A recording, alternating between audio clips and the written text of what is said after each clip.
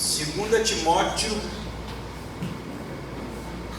capítulo 3, dando continuação à nossa série de estudos em cima da carta do apóstolo Paulo a Timóteo. 2 Timóteo, capítulo 3, nós vamos ler a partir do versículo 1. Qual o tempo em que nós estamos vivendo? Qual o tempo em que nós estamos vivendo? É interessante falar do tempo, porque o homem sempre acha que o tempo em que ele está inserido é sempre muito mais caótico do que o tempo do passado. Quando nós olhamos para o passado e achamos que naquele tempo as coisas eram diferentes, eram mais tranquilas, é porque realmente temos um envolvimento direto com a temporalidade.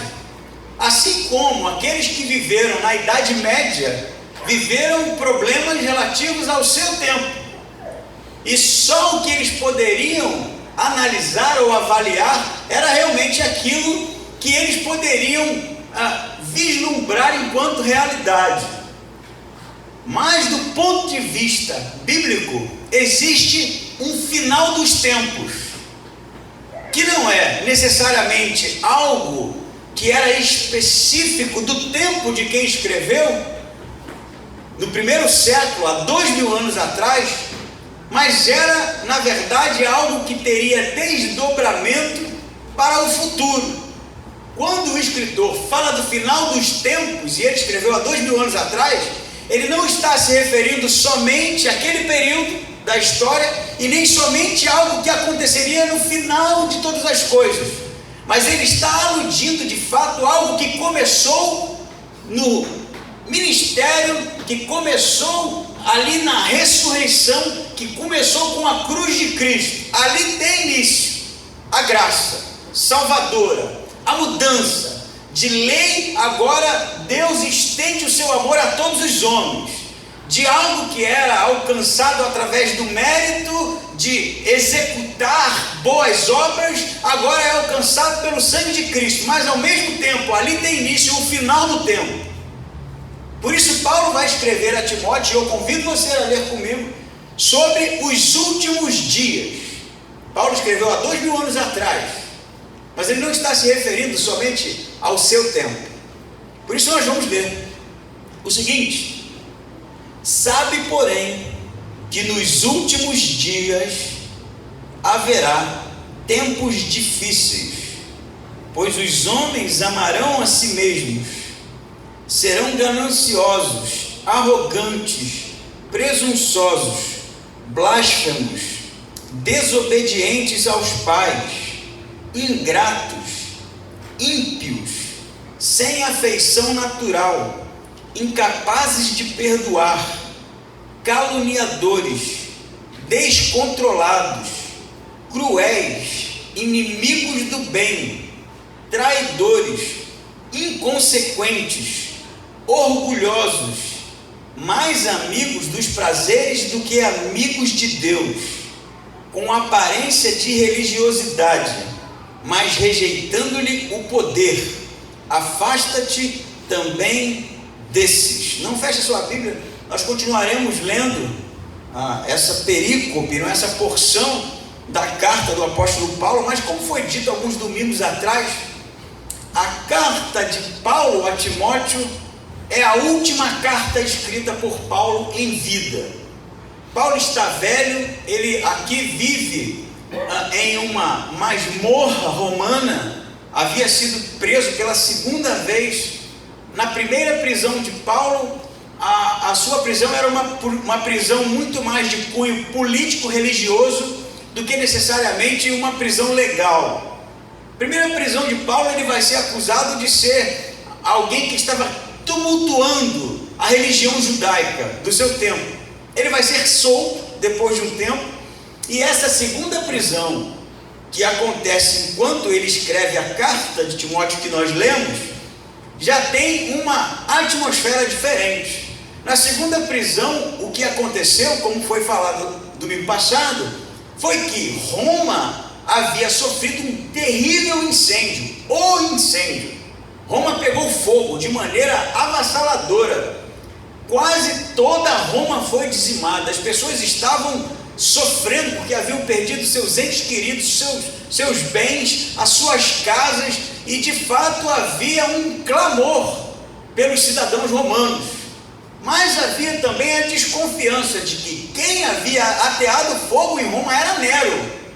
Porque muitos foram os relatos históricos de que, enquanto o fogo consumia Roma, Nero tocava a sua harpa em uma torre. Essa desconfiança começa a crescer, então Nero precisa encontrar um bode expiatório para se livrar daquilo. E ele vai culpar os cristãos.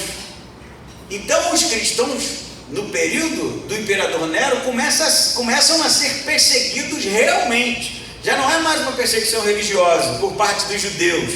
É uma perseguição violenta, agressiva, selvagem. Os cristãos eram pegos e mortos, queimados vivos, assassinados, apedrejados. Não havia como se esconder. Então Paulo é preso como líder dos cristãos, líder daqueles que haviam incendiado e acabado com Roma. Então Paulo está aqui, nesse momento que nós lemos, 30 anos depois da sua conversão. Muito já havia acontecido. Paulo já passou por naufrágios, por apedrejamentos, por chicoteamento, por prisões, e agora está velho. Não é à toa que no capítulo 4, como nós estudamos semana passada, ele vai dizer que está pronto para morrer, porque a sua vida será derramada, não é? Como um sacrifício a Deus, e ele realmente vai morrer depois disso aqui. Paulo é um senhor, um velhinho, preso num lugar escuro, num lugar tenebroso, conhece o seu futuro, sabe que realmente dessa ele não sai mais, e escreve uma carta para Timóteo, seu amigo, seu filho na fé.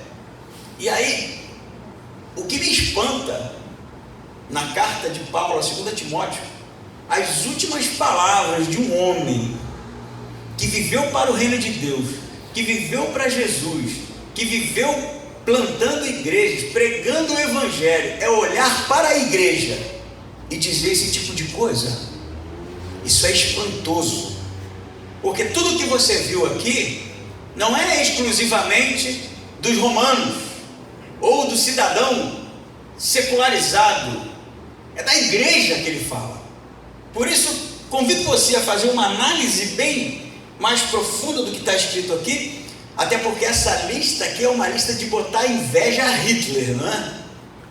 Que não teremos nem tempo aqui, nesta nossa conversa, de estudar cada adjetivo usado por Paulo aqui no grego, mas algumas coisas eu acho que são importantes salientar. Porém, vai dizer Paulo, nos últimos dias, como eu falei, a ideia dos últimos dias, que na verdade tem uma expressão no grego chamado escatais, escatais, de escatos, de apocalipse, né? O apocalipse na verdade no grego se chama escatos. Então Paulo não está falando necessariamente do período dele somente, mas ele está falando de algo que estava acontecendo de maneira progressiva e que ia piorar, e que iria se tornar terrível, porque ele vai dizer, saiba que no escatos, né? Nos últimos dias haverão tempos difíceis, e tempos difíceis todo mundo passa, né? A gente está passando um tempo difícil agora com esse vírus e com a situação econômica do nosso país, com a luta pelo poder, política, com a questão racial. A gente tem passado por tempos difíceis, que eu acho que realmente posso dizer que muito mais difíceis do que 10 anos atrás. Mas o que Paulo está falando não é necessariamente um tempo com uma dificuldade, porque a palavra que ele usa para difíceis é kalepos, e pasme você, a expressão de Paulo reflete muito bem o tipo de sentimento que está no coração dele. Kalepos é a mesma coisa que sentiram os endemoniados guedarenos, é selvageria, é ódio, é algo extremamente destrutivo, extremamente selvagem. O que Paulo está dizendo é que nos últimos dias haverão tempos selvagens, tempos terríveis, tempos agressivos, tempos demoníacos. Essa é a ideia, que não é só difícil. Difícil foi sair de casa, difícil foi pegar um trânsito, difícil foi lidar com as contas no final do mês. Não é disso que ele está falando. Ele está falando que as coisas vão ficar terríveis, selvagens, agressivas. E ele vai dizer o seguinte: por que as coisas vão ficar difíceis? Perceba aqui que hierarquicamente não é o tempo que vai dizer quando as coisas vão ficar difíceis. Hierarquicamente não é o tempo que dita essas coisas. O que Paulo está dizendo é que o tempo vai ficar desse jeito por causa dos homens. Os homens é que se comportarão de uma maneira que vai passar o marca-texto nesse período de tempo como tempos selvagens, agressivos, terríveis. E aí Paulo então vai fazer a lista que nós lemos aqui, né? E como eu falei, é uma lista terrível, né? Terrível, como por exemplo, ele chega a chamar esses homens de sem afeição natural, no versículo 3.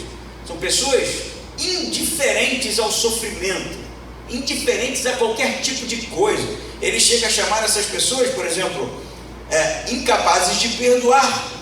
Caluniadores aqui é tão interessante que a palavra no grego é diabolos. E diabolos vai dar origem à palavra diabo, porque a palavra diabo no original é o acusador, é o caluniador, aquele que mente para caluniar alguém. Paulo então, ele escreve a sua lista de maneira tão intencional que parece que o sentimento, o comportamento, a característica desses homens nos últimos dias serão características diabolos, como a do diabo, aquele que mente, acusa e injuria as pessoas. Mas o que me marca mais nesse texto, até onde nós lemos, é que ele diz: pois os homens amarão a si mesmos. Você pode ler isso aí na sua Bíblia, versículo 2. Pois os homens amarão a si mesmos. E depois da lista, quando ele está chegando no final, no versículo 4, ele diz: traidores, inconsequentes, orgulhosos, e fecha assim: mais amigos dos prazeres do que amigos de Deus. Então, os homens, nesses tempos terríveis, amarão a si mesmo. Isso é que marca, isso é o início, o start da lista de Paulo. E depois dele dizer todas essas características terríveis, ele diz: mais amigos dos prazeres do que amigo de Deus. Embora no português, depois de eu dizer, pode ser que você perceba que Paulo está intencionalmente fechando a lista dele com coisas que são semelhantes. Mas no grego, a palavra que ele usa, por exemplo, para amarão a si mesmo, ela é philaitoi. Perceba o som da palavra, philaitoi, amarão a si mesmos, philaitoi. Depois que ele desenvolve a lista, ele encerra com a expressão em português: mais amigos dos prazeres do que amigos de Deus. A palavra é pailoteoi, tem a mesma raiz, tem a sonoridade semelhante, porque o que Paulo quer dizer é que o motivo desse tipo de conduta do homem é o afastamento de Deus. Quando o homem se afasta de Deus, quando o homem deixa de olhar para Deus como seu bem mais precioso, ele se torna isso aqui animalesco, terrível, hediondo, bestial. E aí você vai falar: calma aí, né, Jô? Eu conheço muita gente que não segue nenhuma religião, não está em nenhuma igreja, e não é isso tudo que você está falando. Eu discordo. Eu não acho que você conheça muita gente, não. Eu acho que você conhece alguns, porque olha o mundo como está. O problema, vai ver, é que a gente está tão inserido na temporalidade, no tempo, que a gente não consegue perceber, que a gente não consegue vislumbrar de maneira clara o que está acontecendo. Eu vou te dar um exemplo pequeno. Notícia. Notícia foi assim, né? Seguranças brancos do mercado X espancam até a morte homem negro. Não é isso que você vê? Foi isso que aconteceu? Não. Um homem com ficha criminal, agressivo, que espancava a esposa, agrediu os seguranças que também estavam despreparados, que exageraram na força, e aí teve um homem morto. Tinha outro que filmava, mas não pediu ajuda, porque estava muito mais interessado em filmar do que pedir ajuda. E aí você ainda tem a notícia criando uma separação racial, dizendo que brancos e negros são opostos, se odeiam. E se você não consegue perceber que o mundo está estranho, eu estou dando um exemplo, de tantos exemplos, eu realmente não sei o que dizer para você, porque nós estamos encarando uma dificuldade, tempos terríveis, muito semelhantes do que o que Paulo está dizendo. Por exemplo, além do comportamento destrutivo do homem hoje, veja as guerras, vejam as guerras religiosas. Olhe para o mundo árabe, olhe para Israel, olhe para Timbó, olhe para PT, direita, esquerda, PMDB, olhe tudo isso, eleições nos Estados Unidos, fraude, não fraude, o que está acontecendo com o mundo? E ainda para fechar a tampa, temos um vírus que a gente não sabe o que fazer, porque não tem vacina, e quando tiver não vai adiantar nada, porque parece que ele muta e você pode pegá-lo novamente, e isso gera um distanciamento nas pessoas, isso vai gerando cada vez mais a falta de relacionamento, vai esfriando o amor, as pessoas se distanciam, e quem sabe não estamos realmente vivendo o que Paulo falou, tempos em que, por conta de tudo isso, que é a responsabilidade única e exclusiva nossa, estamos virando as costas para Deus, e não estamos percebendo o estado de nem sei que palavra dizer, porque não de animosidade, mas de animalesco comportamento, de animalesco tipo de relacionamento que a gente tem com os outros. Eu estava no Rio de Janeiro, há uns 2 meses atrás, na casa de um pastor idoso, né? Um senhorzinho, gente boa pra caramba, e ele me contou que foi na lotérica para pagar uma conta, só que ele não tinha caneta. Um senhorzinho, deve ter 80 e tantos anos, quase 90 já. Aí ele falou, não tinha caneta, e eu comecei a olhar para as pessoas, para o bolso, né, para ver se alguém tinha uma caneta para me emprestar. E o rapaz que estava atrás dele perguntou para ele, por que você está me olhando? Aí ele falou, não, estou procurando a caneta. Não, você está me olhando porque eu sou negro. E ele falou, não rapaz, que isso? E o menino começou a agredi-lo com palavras a ponto de ele ter que ir embora, porque ele procurou uma caneta. Para você perceber o estado de ânimo das pessoas, o estado da alma das pessoas. Mas você sabe o que é mais grave ainda?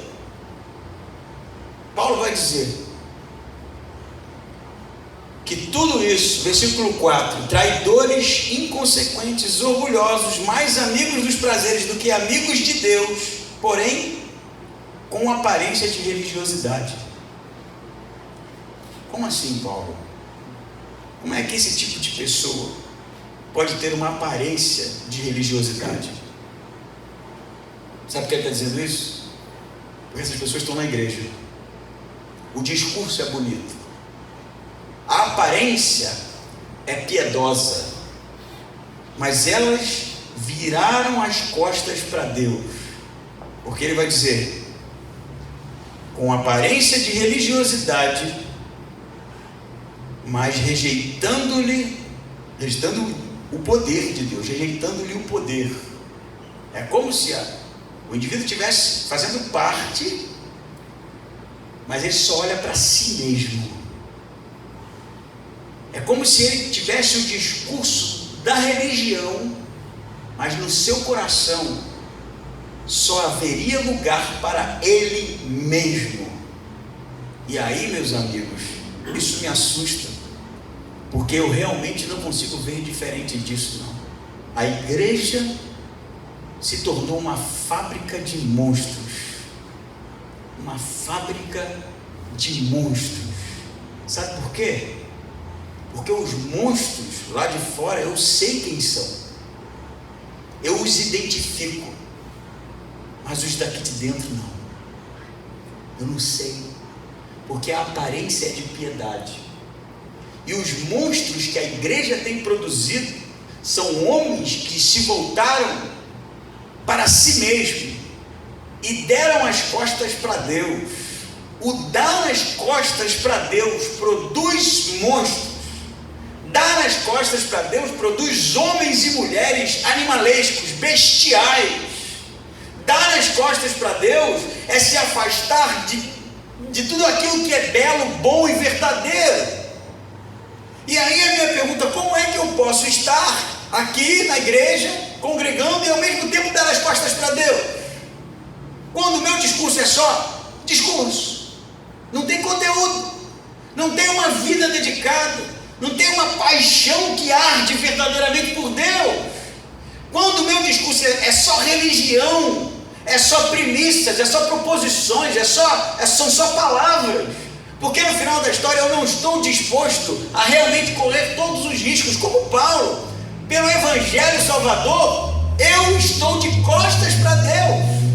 Não dá para viver uma vida morna. O próprio Deus já falou isso em Apocalipse.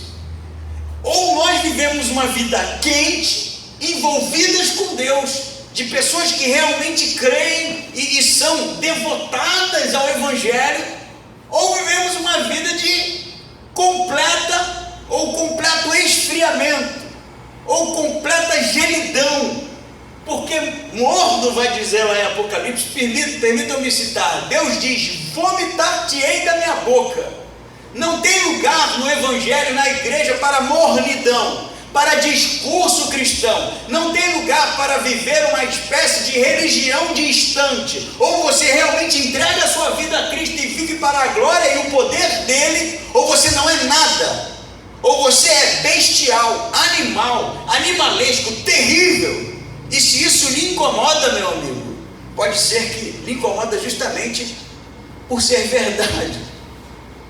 Queiramos nós nunca, jamais, dar as costas para Deus e virarmos os nossos olhos para nós. Ele vai dizer mais, né? Versículo 6 diz assim: porque entre eles estão os que se intrometem pelas casas e conquistam mulheres tolas, carregadas de pecados, dominadas por várias paixões, que estão sempre aprendendo, mas nunca podem chegar ao pleno conhecimento da verdade. Parar por aqui. Parece que havia um comportamento muito interessante, que era o fato de que quando os maridos viajavam, que normalmente o trabalhador, né, de 2000 anos atrás, na cidade de Éfeso, que é onde Timóteo era líder e pastor dessa igreja para quem Paulo escreve, quando os homens viajavam em navios, né, e o trabalho exigia isso, estar fora de casa por um tempo, é quando justamente esses mestres hereges, né, que se diziam apóstolos, eles entravam nas casas dessas mulheres.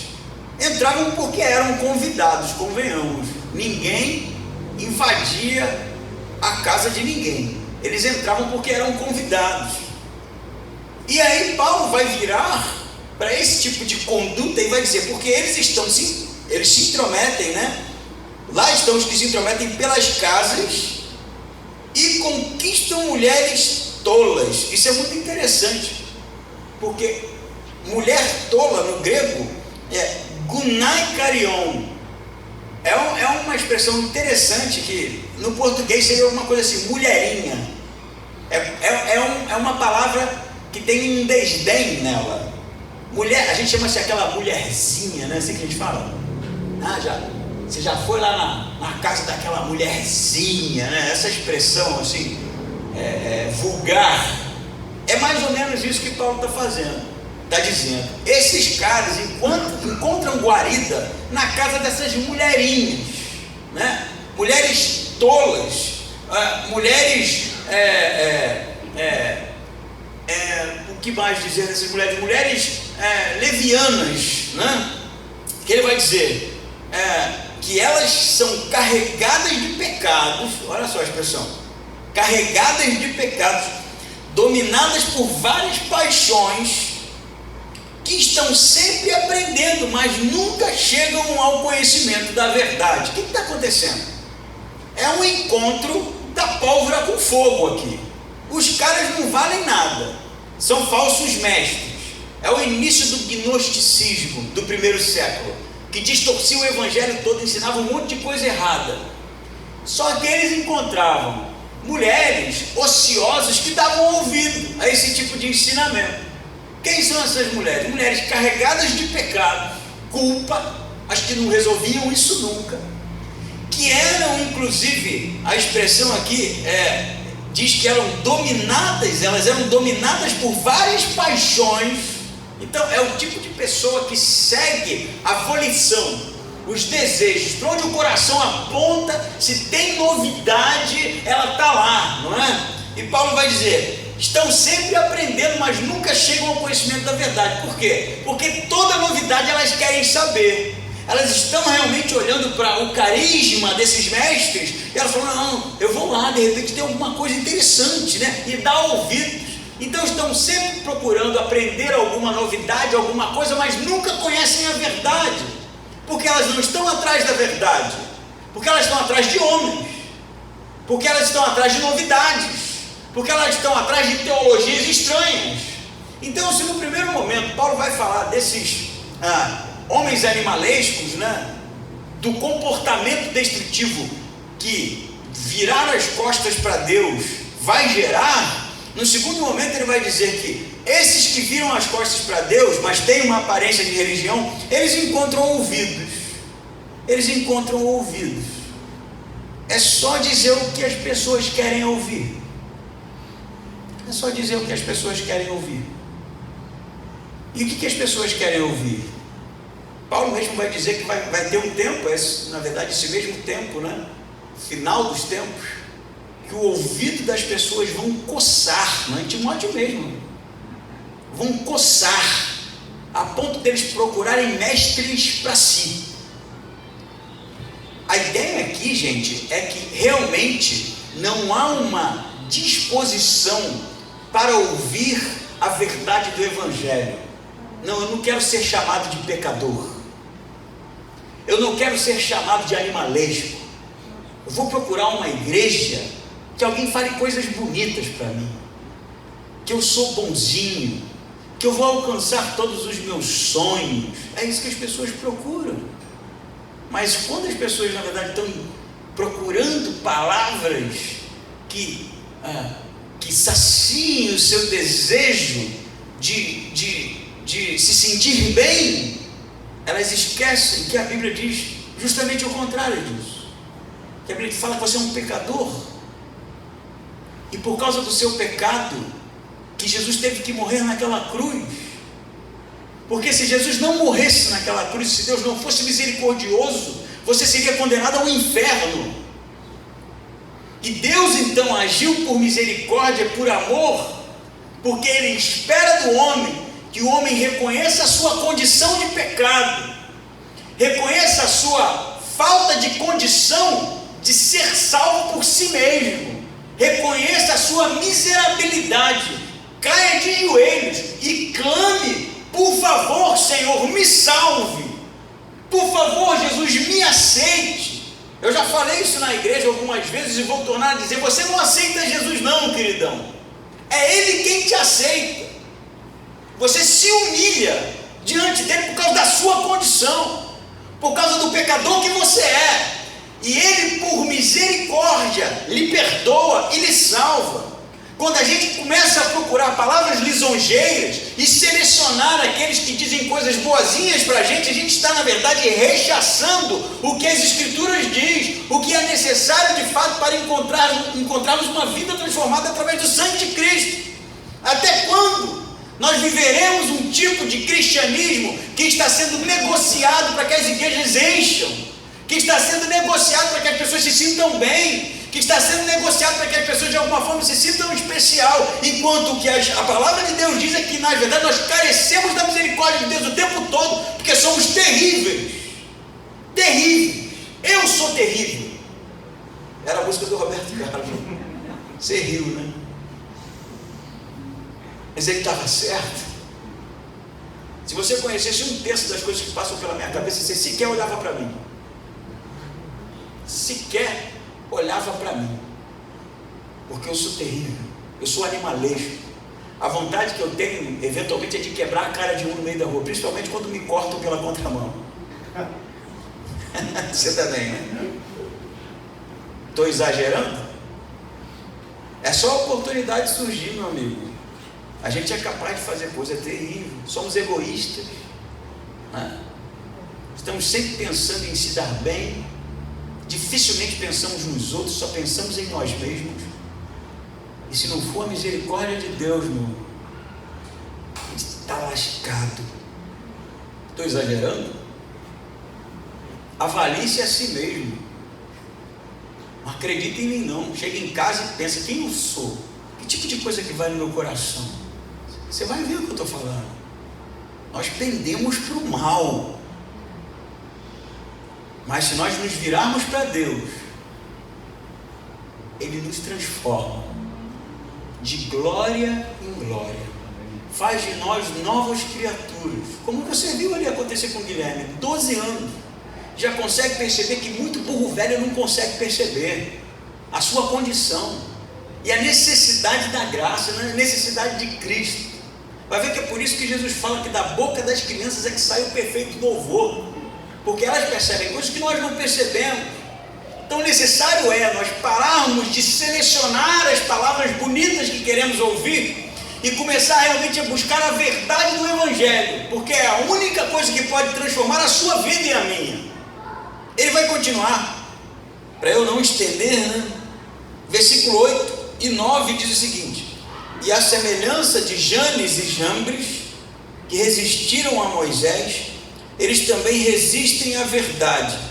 São homens de entendimento corrompidos e reprovados na fé, mas eles não irão adiante, pois sua insensatez será revelada a todos, assim como aconteceu com aqueles. Ele volta a falar desses falsos mestres, desses falsos religiosos, e ele vai usar aqui uma citação interessante.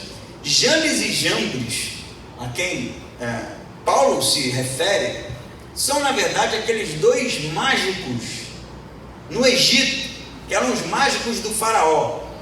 Você lembra do episódio que Moisés leva o cajado, né, diante do faraó, pedindo para que o faraó libertasse o povo? O faraó não vai querer libertar, então Moisés, diante do que Deus havia ordenado, né, para que ele fizesse, joga o cajado no chão e o cajado se transforma numa serpente.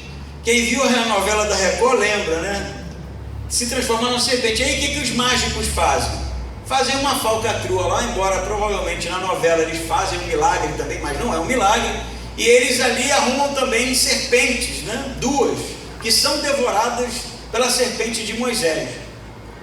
Esses homens não são citados por esses nomes, porque na verdade não tem esses nomes, mas a tradição judaica deu nomes a eles. Janes e Jambres. Janes, o sedutor. Jambres, aquele que gera tumulto, revolta. E na tradição judaica, interessantemente, isso já não é mais algo que está na Bíblia, né? Algo externo. Na tradição deles, eles diziam que Janes e Jambres se juntou ao povo de Israel, mas eles teriam sido, segundo a tradição, aqueles que incitaram os judeus a construírem um bezerro de ouro posteriormente. Você não vai encontrar isso no Antigo Testamento, mas é provável que Paulo, quando está citando Janes e Jambres pelo nome, está se referindo a essa tradição. Então, a citação de Paulo seria referente ao tipo de resistência que eles tiveram a Moisés, assim como esses falsos mestres aqui são resistentes a Paulo, são resistentes ao Evangelho, e esse sentimento, ou melhor, essa conduta imoral de gerar tumulto, de gerar desequilíbrio nas pessoas. Então, esses homens falsos mestres são como Janes e Jambres. Eles resistem à verdade e eles são tumultuadores, que trazem elementos estranhos para confundir as pessoas, para gerar realmente tumulto. Mas ele termina falando assim: mas eles não irão adiante, diz o versículo 9, porque a sua sensatez será revelada, assim como aconteceu com aqueles. O que Paulo está dizendo? Paulo está dizendo que vai existir realmente esse tipo de pessoas que estão dentro da igreja porque têm sede do poder, porque são egoístas, porque querem na verdade alcançar objetivos pessoais, porque viraram as costas para Deus, porque querem realmente ouvir palavras belas, né, e novidades interessantes, mas não estão dispostas a ouvir a verdade do Evangelho. Mas ao mesmo tempo, Paulo vai dizer, eles não vão muito longe. Eles não vão muito longe. Eles vão ser expostos um dia. E o que Paulo está dizendo aqui, não é que vão ser expostos no seu tempo, não é que vão ser expostos no nosso tempo, porque eu acho que ainda tem muita coisa para piorar. Eu não sou niilista, né?